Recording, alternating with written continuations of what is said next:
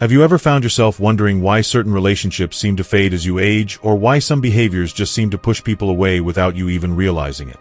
Julie, a 71-year-old retired librarian, once the heart of her community, began noticing how the invitations to family gatherings grew rarer and the phone calls less frequent.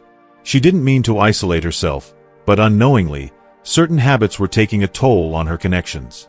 In today's video, we're going to uncover the common but often overlooked things that many seniors do as they age that can lead to loneliness and frustration, and how you can avoid them. Stick around until the end because the last tip, number 7, is the one that can truly change everything for you.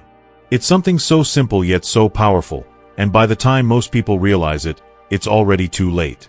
Before we begin, I would appreciate it if you like this video, you can help me continue to spread the old age lesson. If you haven't subscribed yet, I recommend you subscribe and turn on the bell so you don't miss any videos.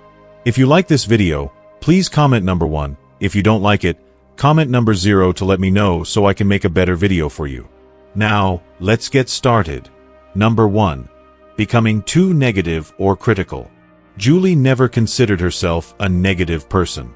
She prided herself on being straightforward and honest. However, as the years passed, she began to notice something shifting within herself.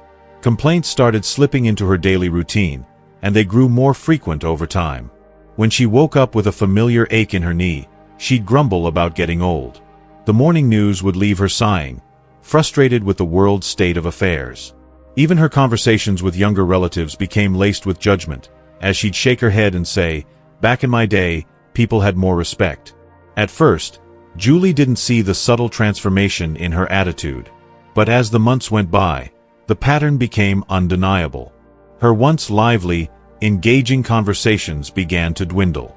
Friends who used to confide in her now seemed to shy away from deeper discussions. They avoided topics they knew would lead to complaints, and more often than not, they would change the subject altogether. Even her grandkids, who used to love spending time with her, began making excuses to stay away. What Julie failed to realize was how her constant negativity, no matter how justified it felt, was creating an emotional drain on the people around her. No one wants to walk away from a conversation feeling worse than when they entered it. The truth is, it's all too easy to fall into a habit of criticism. The world is changing rapidly, and not always in ways that feel comfortable. As we age, our bodies don't work like they once did. Simple tasks like shopping, driving, or figuring out new technology can become frustrating. Venting these frustrations is natural, but when negativity becomes a regular part of your dialogue, it begins to push people away. Friends and loved ones don't want to constantly hear complaints or feel like their time spent with you is negative or burdensome. So, what can you do to break the cycle? Start by shifting the tone of your conversations. Lead with something positive, even on days when things feel tough. Instead of starting with a complaint, try a moment of gratitude. "I woke up feeling good today," "I saw the most beautiful sunset last night," or "I just read a really interesting article." Positive energy is magnetic, and people are naturally drawn to those who lift others rather than those who bring them down. Another strategy is to set a limit on complaining. Allow yourself a few minutes to vent or express frustration, but then consciously shift the focus to something more constructive. Maybe you could spend the next few minutes talking about an exciting project, something you've learned, or a personal achievement. It's also helpful to approach situations with curiosity rather than criticism. If you find yourself judging something new, whether it's a trend, a piece of technology, or even a new idea, take a step back and ask questions instead. For instance, if your grandchild is engrossed in a new app or game, instead of dismissing it with a sigh, ask, "Tell me more about that." Showing interest and curiosity about the world around you not only keeps you engaged, but also helps build stronger connections with those you care about. On the other hand, constant criticism only serves to build walls. Julie didn't realize how much her negative outlook had affected her relationships until she made a conscious decision to change. When she started leading conversations with positivity, the reactions of others were noticeably different. People stuck around longer, opened up more, and, slowly but surely, Julie felt the warmth of connection return. She learned that relationships thrive on positivity and understanding, not on complaint after complaint. Take a moment to reflect on your conversations. Are they drawing people closer, or are they pushing them away? The way you approach each interaction can make all the difference in maintaining strong, fulfilling relationships. Number 2. Ignoring personal hygiene and appearance. Julie had always loved dressing up. Her closet was filled with vibrant, colorful blouses, and she never left the house without a spritz of her signature scent. She would spend time styling her hair just right before heading out, making sure every detail of her appearance was in place. But as the years passed, she found herself slipping into a new routine. At first, it was something all changed. She stopped wearing makeup, began skipping hair appointments, and gravitated toward baggy clothes that felt more comfortable than her usual outfits. Then, a thought began to settle in. Why bother? I'm not trying to impress anyone anymore. Days went by without her changing out of her house clothes, and she hardly glanced in the mirror. She convinced herself that it didn't matter, that no one was noticing. But deep down, something felt off. She noticed it in the way others responded to her. Strangers who once admired her cheerful, colorful outfits no longer offered compliments or made eye contact. Friends, who had once been eager to meet for coffee or lunch, began to invite her out less frequently.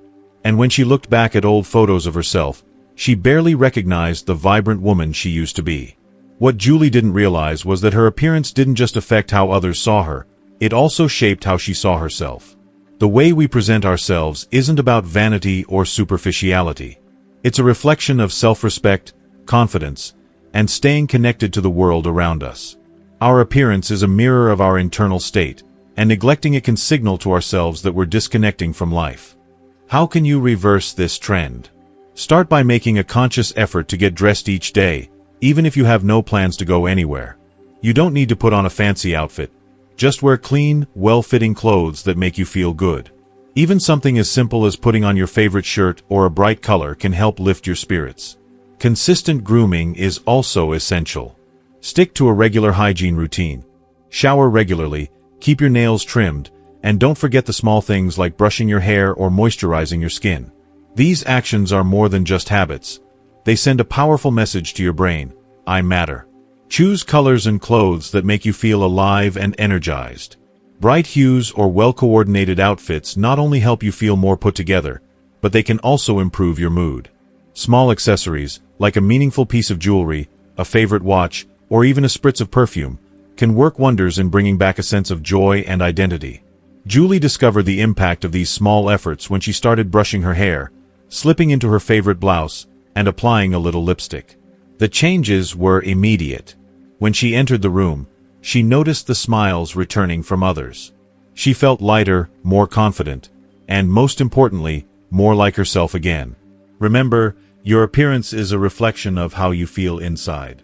When you take time to care for yourself, you're not just showing the world that you're still very much engaged.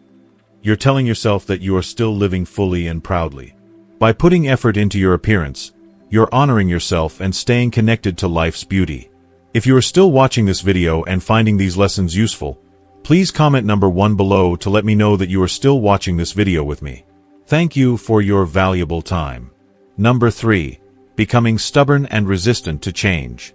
Julie had always been someone who found comfort in routine. She liked her set ways, trusted what she knew, and felt that if something had worked well for decades, there was no real need to change.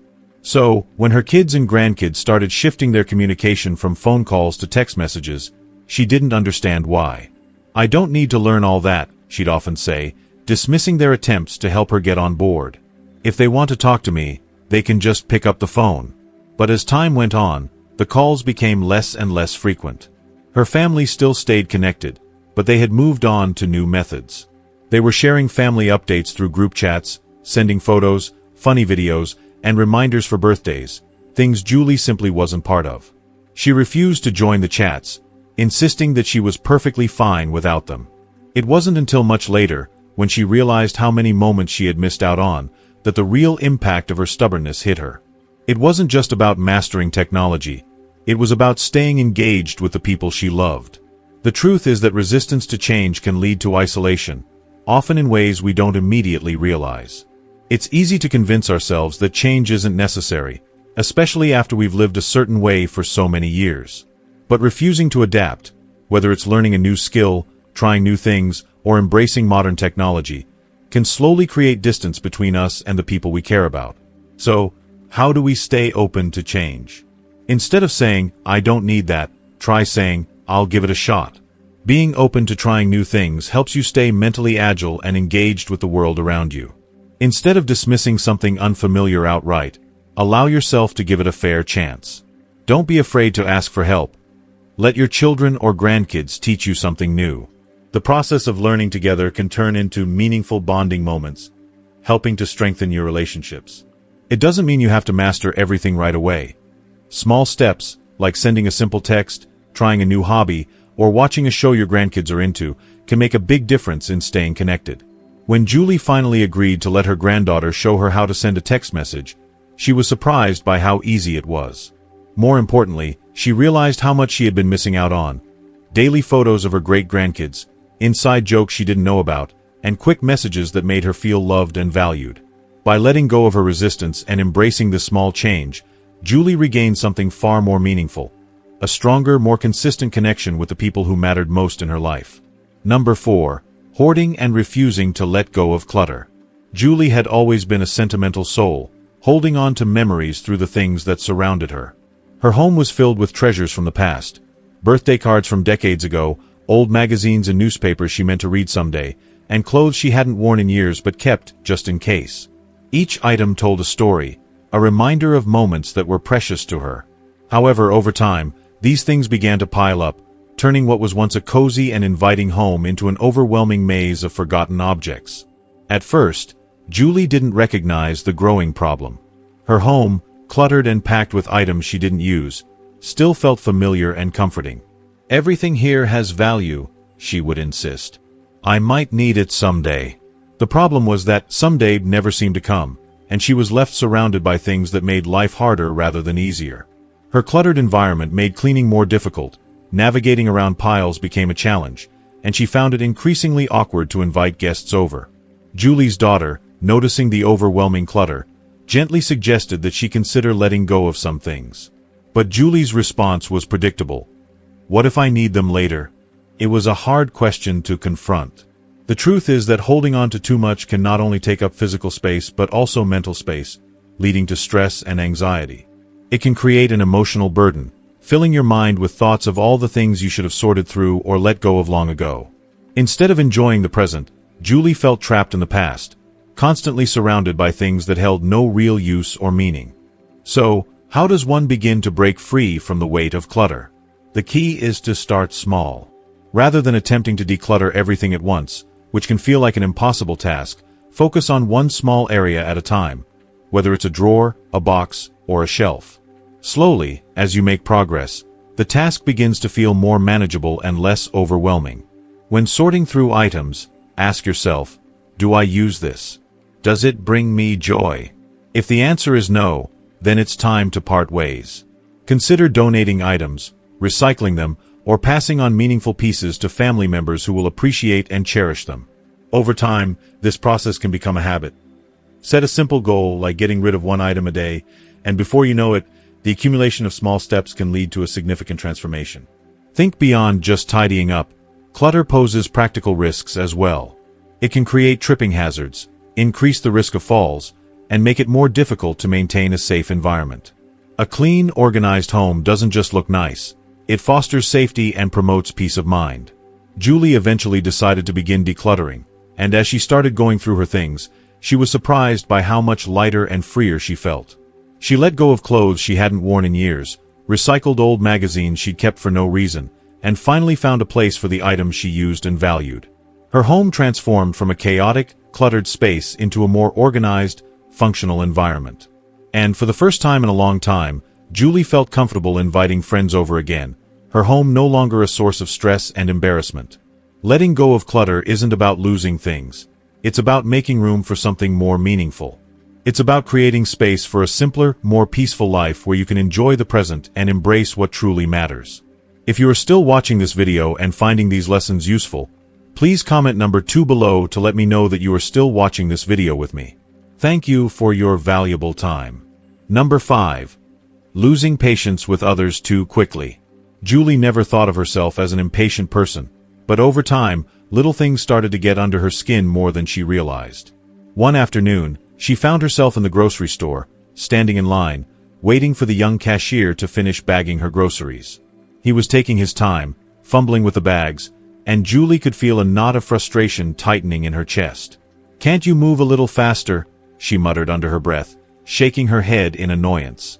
The moment she said it, she noticed the cashier look down, his face flushed with embarrassment. That's when she saw it. His hands were trembling slightly.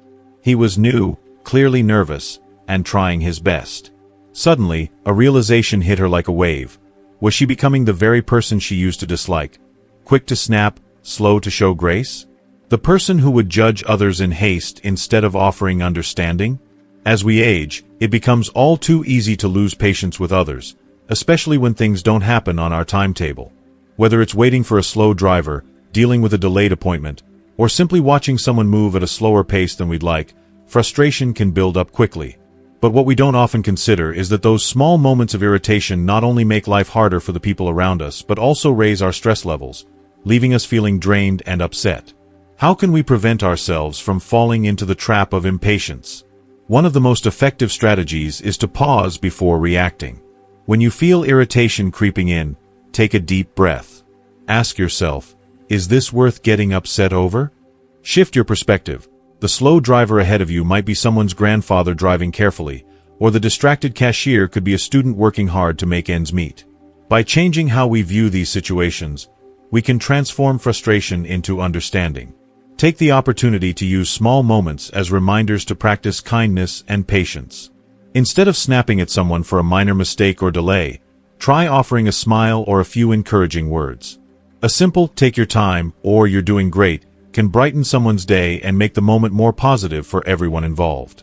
The truth is, life is easier when we let go of small annoyances and choose patience over frustration. Julie learned that lesson the hard way, but she made a conscious effort to slow down. The next time she saw that same young cashier, she smiled at him and said, "You're doing a great job." His face lit up with a grateful expression, and Julie realized that a little bit of kindness could go a long way in making both her day and others' days a little brighter. The act of showing patience not only helps those around us, but it helps us feel more at peace, too. Number 6. Over-talking and not listening. Julie was a woman who loved to talk. She had countless stories to share, endless advice to give, and memories she wanted to relive with her loved ones.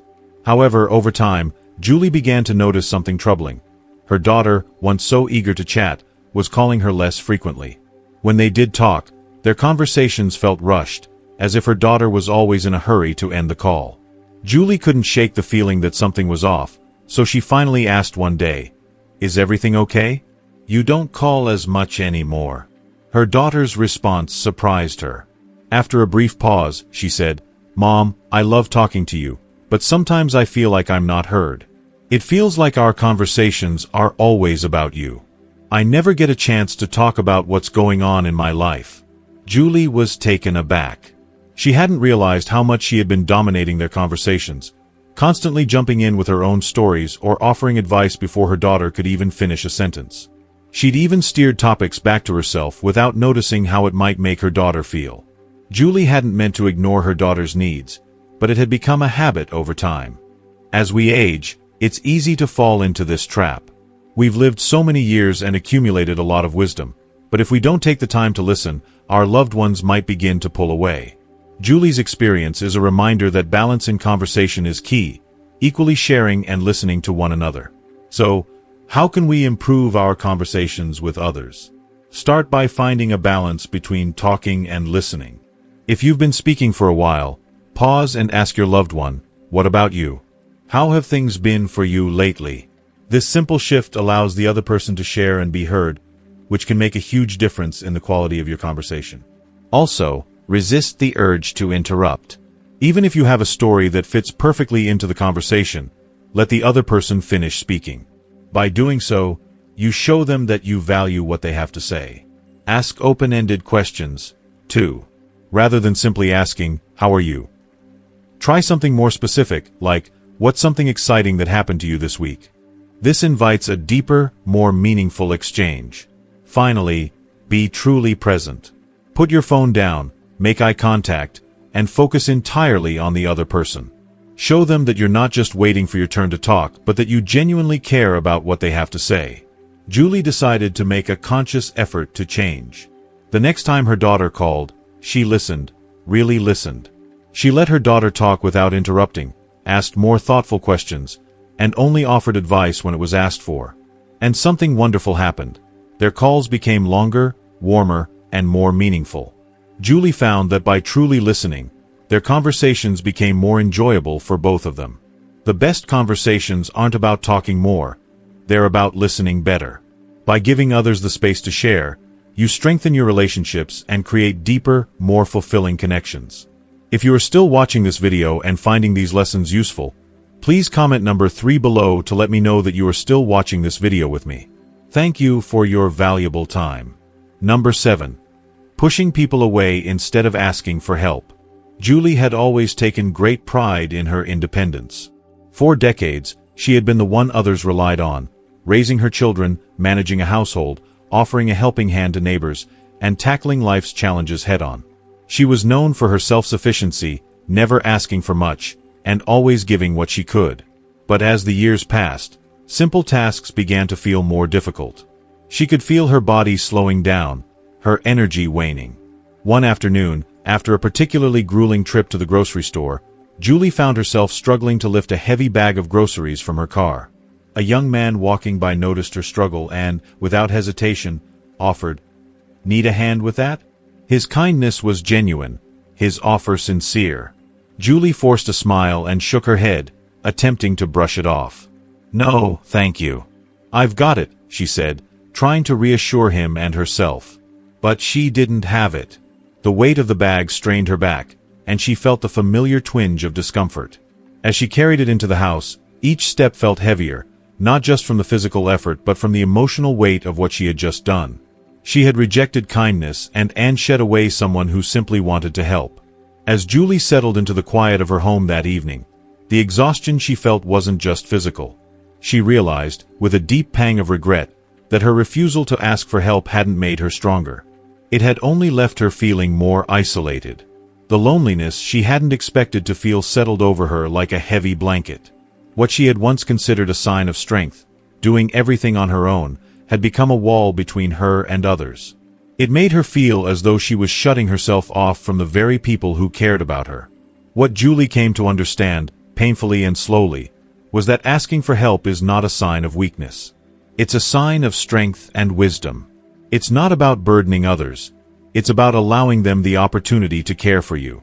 People genuinely want to help, and when you keep rejecting that help, it not only makes life harder for you but also discourages others from offering in the future. By accepting help, you open the door to connection, to moments of shared humanity that bring warmth into your life. It makes things easier, both physically and emotionally. It's okay to need others. Imagine for a moment a life where no one ever needed your help. How would you feel? Likely unimportant or unneeded. Giving others the chance to assist you in some small way is a gift to them as much as it is to you. It lets them feel valued, and in turn, it helps to strengthen the bonds between you. We are all part of a network of care, and by letting others support us, we keep that network alive and thriving. The next time someone offers help, instead of brushing it off out of pride, take a moment to pause and recognize the value in their gesture. Practice saying, "Yes, that would be great. Thank you." It doesn't diminish your independence. It adds to your relationships. If you find yourself needing support, don't hesitate to ask directly, saying, "Would you mind giving me a hand with this?" It's okay to reach out. It shows that you trust others and value their kindness. The next time Julie went to the store, she saw the same young man as she approached her car. Instead of turning him away, she smiled and, with a small sigh of relief, said, "Actually, I could use a little help today." His face lit up, and he grabbed her bag with a smile of his own. In that simple, small moment, Julie felt a connection she hadn't experienced in a long time. It wasn't just the physical help she received, it was the shared warmth, the recognition that she wasn't alone. And in that, she felt stronger than she had all day. Number 8. Being too frugal to enjoy life. Julie had always been exceptionally careful with her money. She clipped coupons religiously, avoided taking vacations, and hesitated at every turn before making any purchase, even for small luxuries. Her savings account was healthy, and yet, she couldn't shake the worry that loomed over her, What if I need this money later? What if something unexpected happens? Her mind was constantly consumed by thoughts of financial security, even though her future seemed well-planned. One day, her best friend Linda invited her to join a weekend getaway to the countryside. "It'll be so much fun, Julie," Linda insisted. "We'll explore, enjoy delicious meals, and just unwind." Julie's first instinct was to turn down the offer. Spending money on travel, dining out, and activities felt like an unnecessary expense. She could easily come up with a dozen reasons not to go, reasons that all boiled down to her fear of parting with her hard-earned money. But deep down, something shifted. A nagging thought crossed her mind. When was the last time I truly treated myself? Julie had spent decades saving for the future, but what if that future never came? She realized she had spent so much time focusing on financial security that she had forgotten to live in the present. Why enjoying your money matters? While being financially responsible is essential, it's crucial to remember that life isn't just about saving, it's about living, too. Experiences, whether through travel, social outings, or pursuing hobbies, tend to create far more lasting happiness than material possessions. Numerous studies confirm that spending money on experiences contributes to long-term joy, while things like new gadgets, clothes, or furniture quickly lose their value. You've worked hard to reach this stage of your life, so it's important to enjoy the fruits of your labor. Money isn't meant to just sit idly in a bank account. It's there to enhance your happiness and provide opportunities for memorable moments. While financial security is vital, so is finding fulfillment in the present. Striking a balance between saving for the future and living for today is the key to a well-rounded, joyful life. How to change the habit? Begin by permitting yourself to spend on things that bring you genuine joy. Whether it's indulging in a nice meal, taking up a new hobby, or going on a short trip, allow yourself those moments that nurture your well-being. Start by setting aside a portion of your savings for this purpose. A fun fund dedicated solely to creating memories and enjoying life. Ask yourself, if not now, when? Time doesn't wait for us to catch up, and neither should our desire to experience life to the fullest. Julie eventually said yes to Linda's invitation and took that weekend trip. Over those 2 days, she laughed more than she had in months. As she sat with her best friend, watching a breathtaking sunset, she realized something profound. This is what I had been saving for all along. The experiences, the joy, the memories. This was the real wealth of life. If you are still watching this video and finding these lessons useful, please comment number 4 below to let me know that you are still watching this video with me. Thank you for your valuable time. Number 9. Talking down to younger generations. Julie adored her grandson, Ethan. She looked forward to his visits each weekend, eagerly anticipating the stories he'd share about school and the latest updates about his favorite video games. But lately, their visits had felt shorter and increasingly awkward. Ethan, once so eager to tell her about his latest adventures, had become quiet and withdrawn, his excitement replaced by a palpable distance. Julie couldn't help but notice that the once lively conversations now seemed strained. One afternoon, as Ethan animatedly discussed a new app he was excited about, Julie couldn't contain her frustration. "Back in my day, we didn't need all these gadgets. Kids played outside, using their imagination, rather than just staring at screens," she said, shaking her head. The words left her mouth before she could stop them, and she instantly regretted the tone she'd used. Ethan's face fell, and he grew quiet. A few moments passed, and he checked his phone, mumbled, "I should probably get going," and stood up to leave. As Julie watched him leave, the door closing softly behind him, a sharp pang of regret filled her heart. She hadn't meant to push him away. She just wanted him to understand how different things were in her day. But in her attempt to express her disapproval, she feared she might have made him feel dismissed, even judged. Had she lost her connection with him over something so trivial? Why this pushes younger generations away?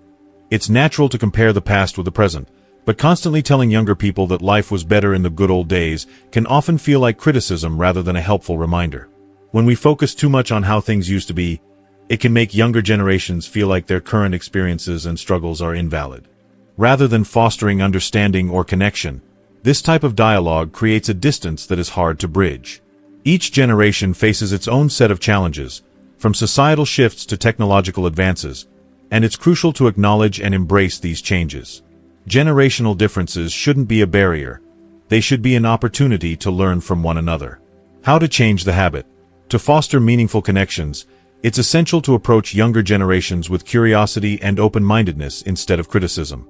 When Julie found herself about to say, "We never had that in my day," she could have taken a step back and instead said, "That sounds interesting. Can you tell me more about it?" This simple shift in attitude encourages dialogue instead of shutting it down. By showing genuine interest in what matters to them, you invite a deeper connection. Julie could share her own experiences, not in a way that dismisses their world but that relates it to their current experiences.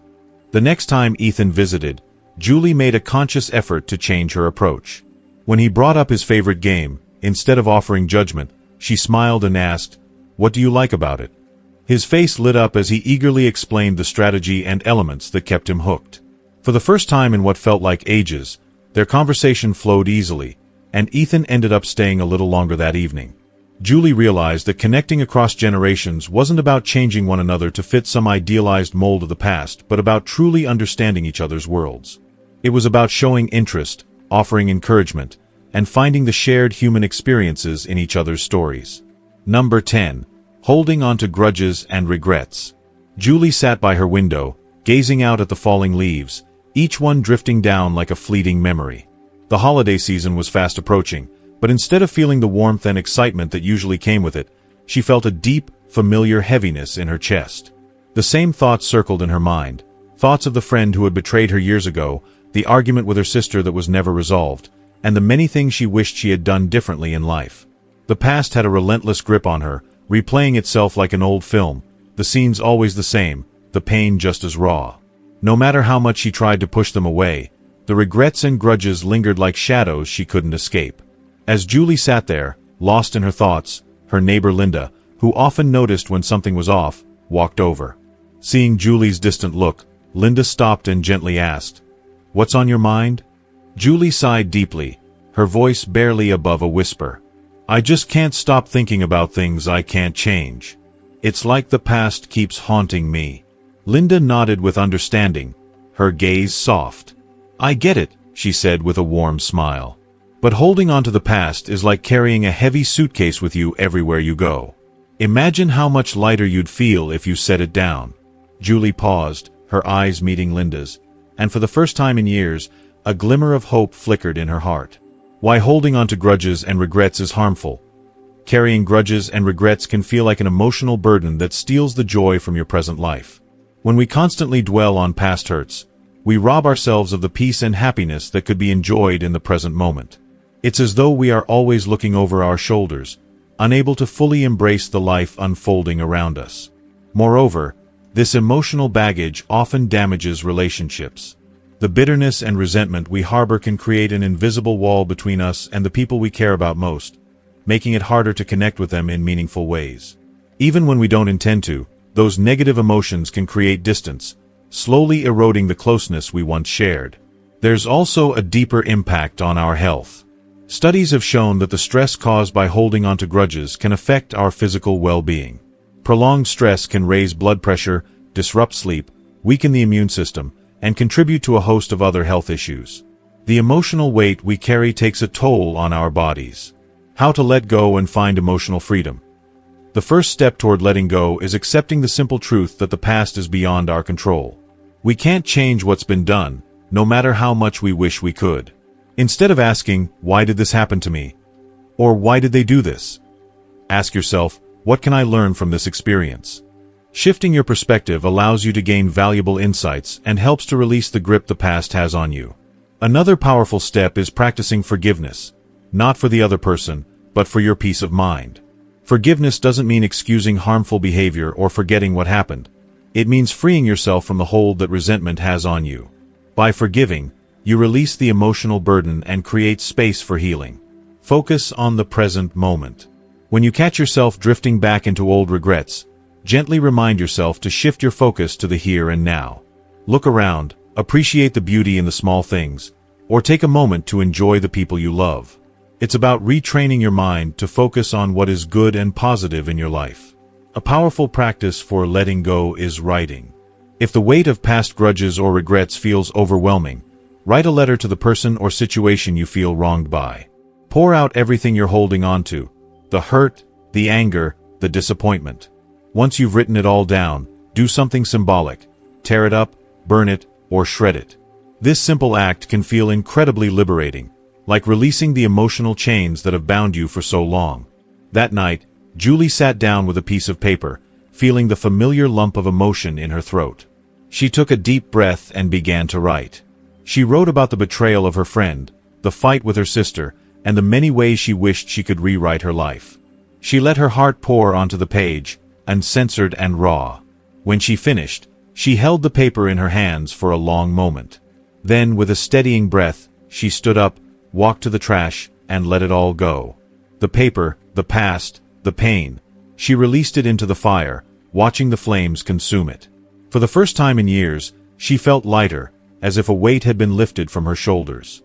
As the ashes drifted away, so did the burden she had carried for so long. Julie knew the past would always be a part of her, but she no longer let it control her present.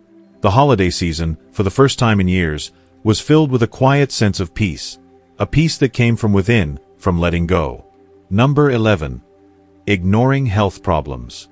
Julie had always prided herself on her independence. She was the type of person who took care of everything herself, from managing her finances to looking after her home. But when she started experiencing strange symptoms, feeling dizzy when standing up or noticing her vision becoming blurrier, she simply brushed them off. It's just part of getting older, she thought. Nothing to worry about. She kept pushing through, telling herself that these things were just normal signs of aging. One morning, as she reached for her favorite coffee mug on the kitchen counter, the dizziness hit her harder than usual. This time, it wasn't a mild sensation. It felt intense and overwhelming. Before she could steady herself, the dizziness took control, and she lost her balance completely. She fell to the floor with a painful thud, the jolt shooting through her hip.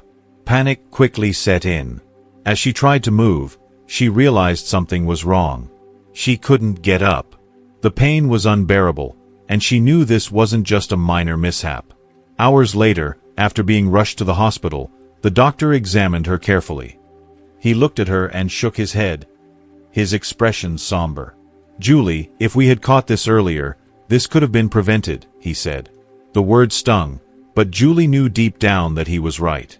She had ignored the small signs, thinking they were nothing more than normal aging, and now she was facing the consequences.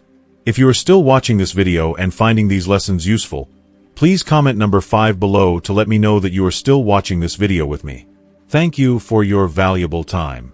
Why ignoring health problems is dangerous. The reality is that small, seemingly insignificant symptoms can often be a red flag for much larger, potentially life-threatening issues.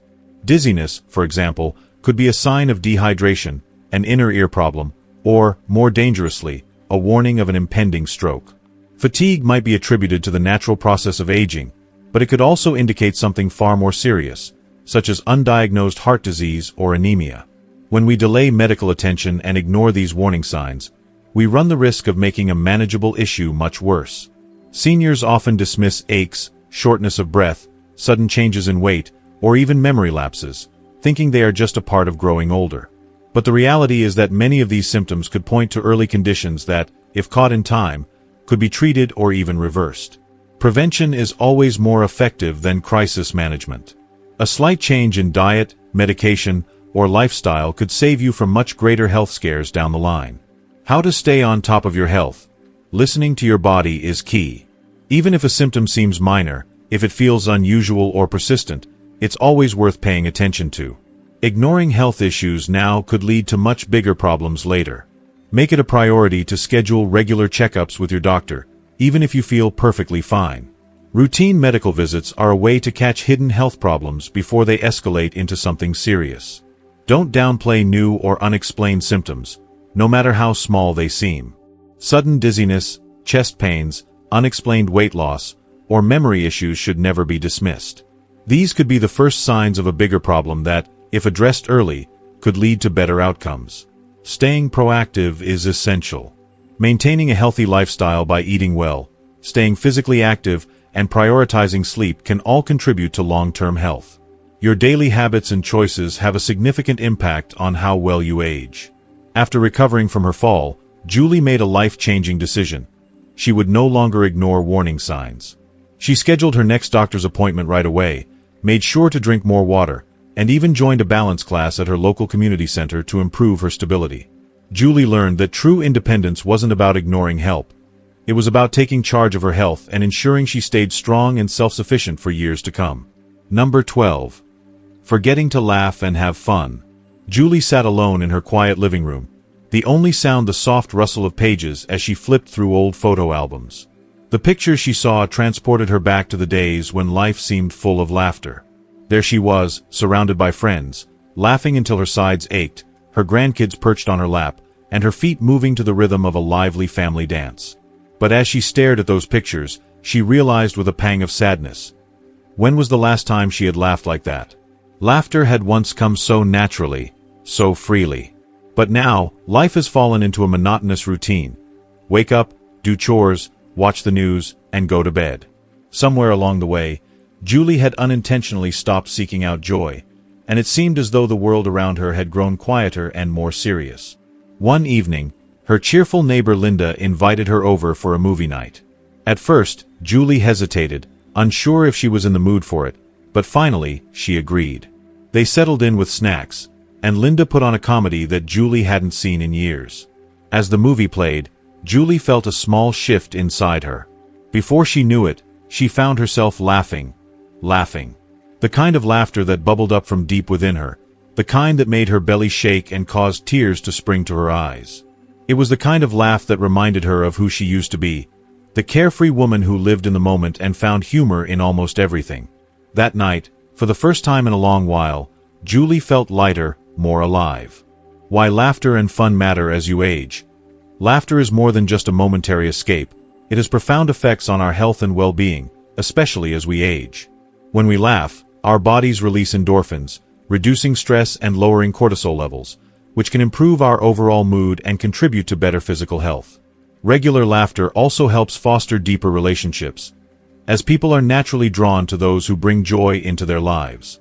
It makes us more approachable, and it strengthens the bonds we share with others. And let's not forget that laughter keeps us young, not just in spirit but physically as well. Smiling and laughing stimulate circulation, boost our immune system, and even sharpen our memory. The physical benefits are undeniable, and they help us stay vibrant and energized as we grow older. How to invite more joy into your life. If you found yourself slipping into a routine that lacks joy, it's time to make a conscious effort to bring fun back into your life. Set aside time to engage in activities that make you smile. Whether it's watching a classic comedy, playing board games, or trying something new and adventurous, fill your days with laughter.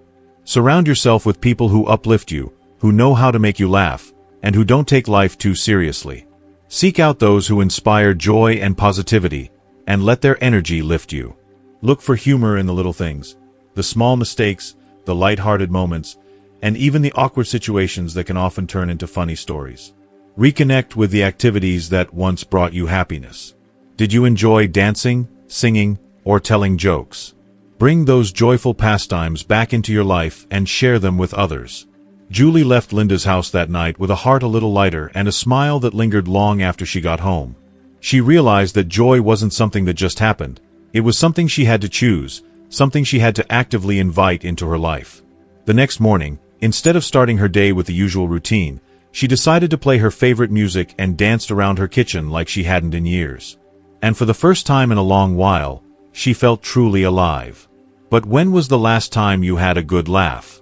Aging is not just about the number of years that pass by. It's about the moments we create and the way we choose to live each day. Throughout this discussion, we've explored habits that can either enhance or diminish the experience of our golden years. Remember, aging is not just a matter of getting older. It's about living each day with intention, joy, and self-awareness. How we live matters far more than how long we live. Aging is a journey, and how we navigate it makes all the difference. Today, we explored some of the common habits that can either enhance or diminish our golden years. But remember, aging isn't just about the years passing by. It's about how we choose to live each day with grace, wisdom, and self-awareness. Now, I'd love to hear from you. What's one thing from this video that stood out to you?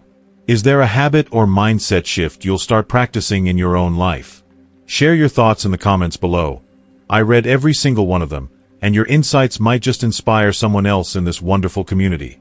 If you found this video helpful, please take a moment to like, share, and subscribe to our channel. Your support means the world and helps us continue creating content that uplifts and empowers seniors everywhere. Thank you for spending this time with me. Stay positive, stay mindful, and remember, you have the power to shape your aging journey for the better. See you in the next video.